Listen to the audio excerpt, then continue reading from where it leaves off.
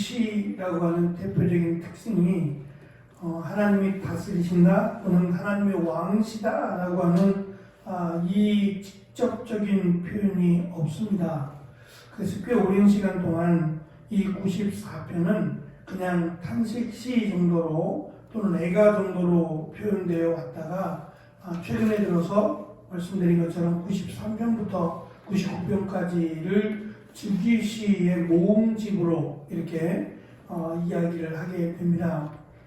그 이유는 하나님은 왕이라고 하는 또는 다스림이라고 하는 내용은 없지만 왕으로서 또는 통치자로서 가장 중요한 역할 중에 하나가 심판입니다. 단순한 판단이 아니라 심판하고 하는 이 내용 자체가 왕으로서의 역할을 상징하기 때문에 오늘 말씀에서 하나님은 우리의 세상을 심판하시는 왕이 되어 주기를, 세상을 심판하여 주시기를 간구하는 내용이기 때문에 이 시를 역시 즉위시로 지금은 봅니다.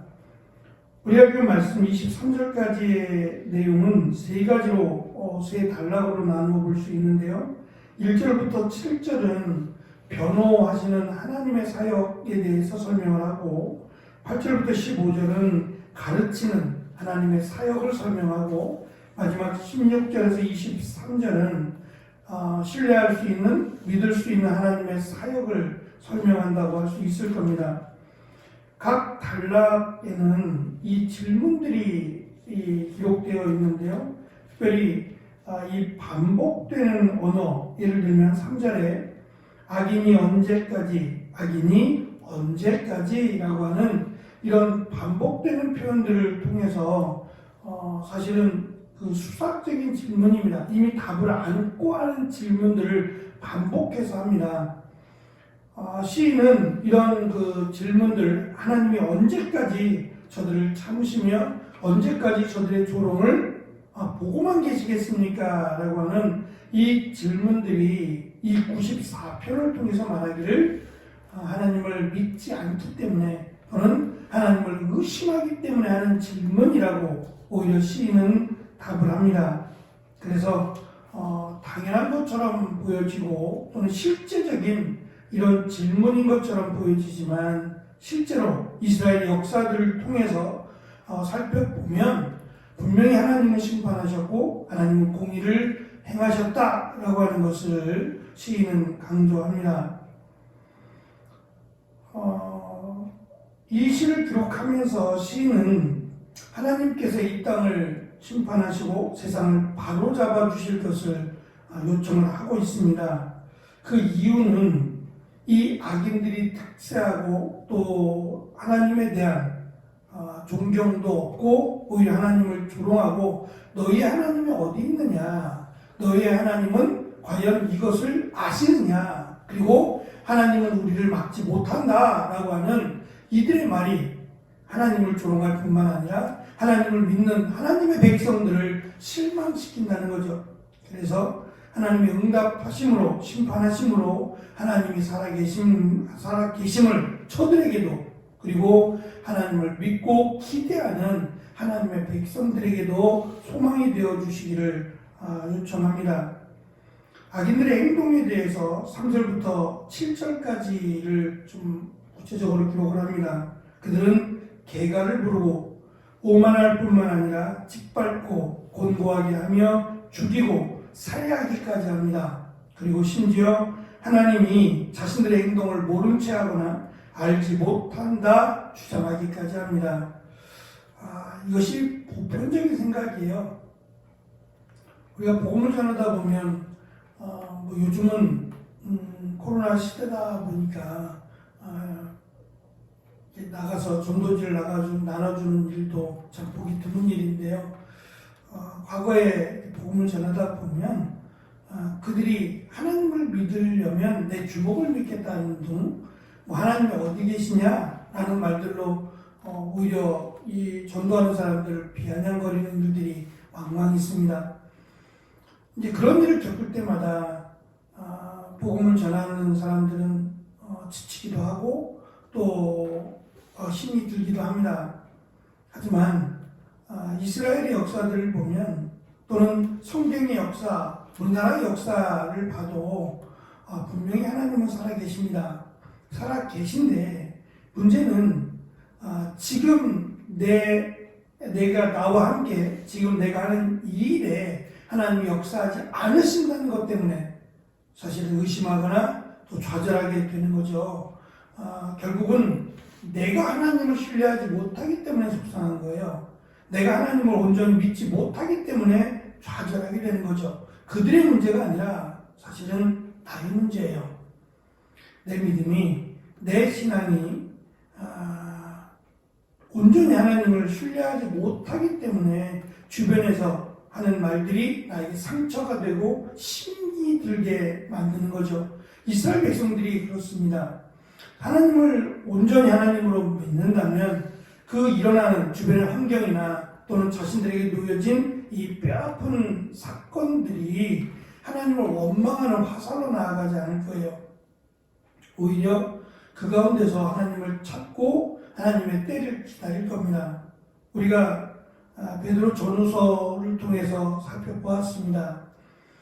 베드로 전후서에 등장하는 그들은 사실 카타콤에 있다가 믿음을 지키겠다고 카타콤에까지 있다가 결국은 거기서까지 도망을 쳐야 했던, 그래서 소아시아로 흩어져야만 했던 사람들입니다. 가족들로부터 버림을 받고 또는 자신들이 갖고 있던 모든 소유를 다 박탈당하고 완전히 비류인들처럼, 거랑인들처럼, 길 잃은 나그네들처럼 소아시아로 흩어져야만 했던, 그러다 보니 아무런 소망을 꿈꿀 수 없는 자들이었어요.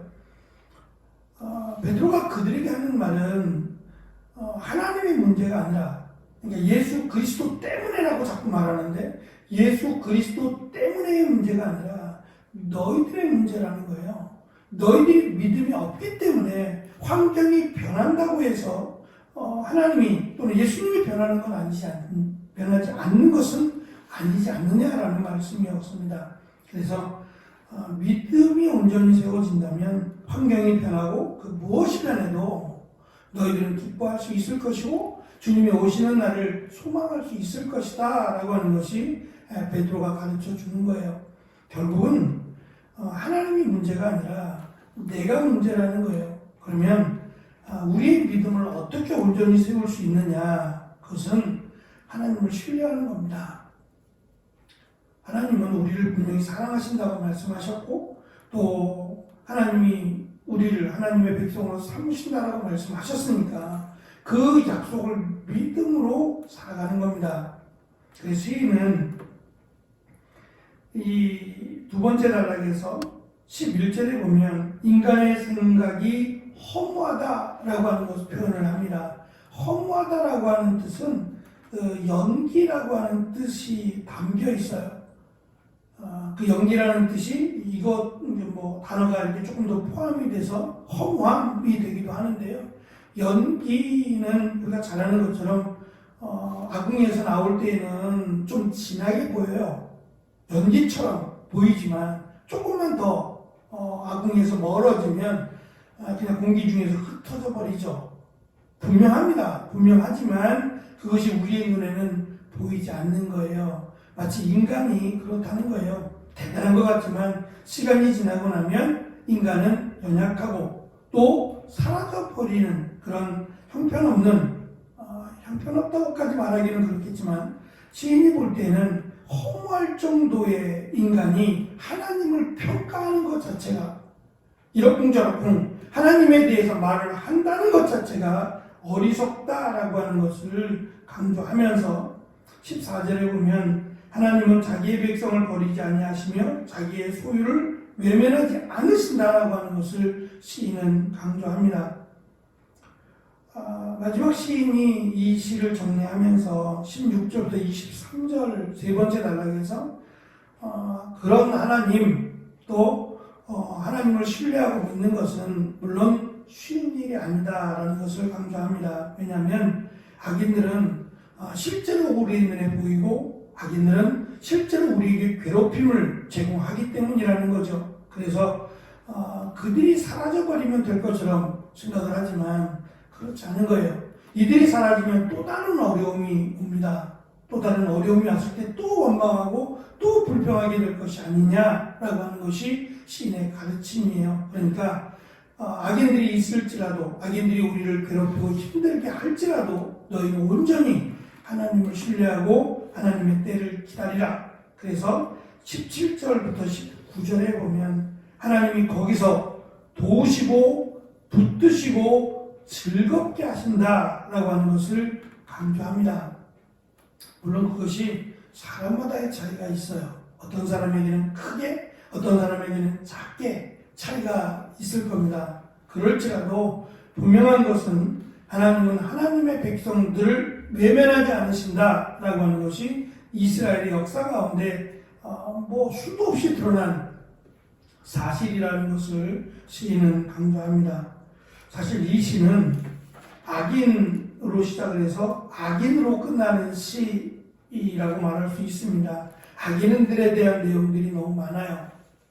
그만큼 믿음으로 살아간다는 것이 쉽지 않다라고 하는 것을 강조합니다.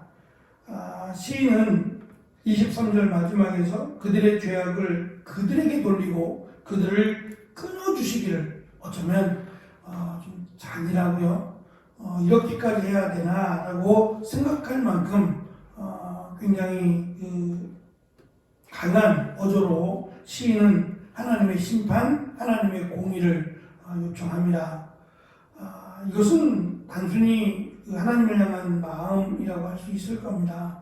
이 노래를 부르고 또 이 시를 암송하는 늘 가슴에 품고 생각하는 이스라엘 백성들의 입장에서 보면 얼마나 힘들었을까, 얼마나 괴롭고 힘든 시간을 보내왔을까도 생각할 만합니다. 하지만 그런 와중에도 도우실 하나님, 그리고 지켜주시고 붙들어 주실, 우리에게 참 소망을 주실 그 하나님을 기대했다는 것이 대단하기도 합니다.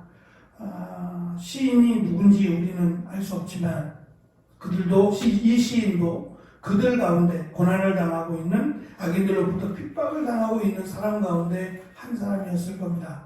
똑같은 핍박과 환난이 오는데 그것을 어떻게 받아들이느냐에 따라서 또 다른 고백이 있을 것이다 생각을 합니다.